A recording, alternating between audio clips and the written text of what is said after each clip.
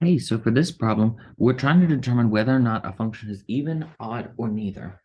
All right, so a function is even if f of negative x equals f of x. This is even.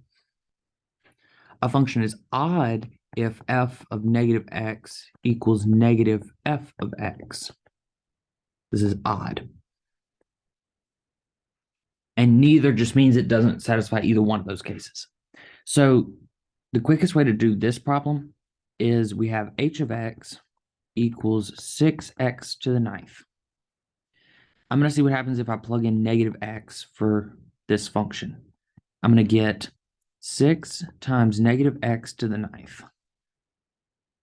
All right, I can distribute this 9 power to the negative and to the x, and I'm going to get 6 times negative 1 to the ninth times x to the ninth. All right, negative 1 to an odd power is negative 1. Negative 1 to an even power is 1. This is just something that's always true, so you kind of have to remember that. But you can kind of think of it like negative 1 cubed is negative 1, and negative 1 squared is 1. The same kind of principle applies here. All right. So this negative 1 to the 9, because 9 is odd, we have 6 times negative 1 x to the ninth. 6 times negative 1 is negative 6 x to the 9.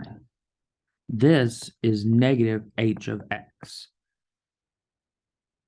because I can imagine kind of bracketing this part off. And this is my h of x function.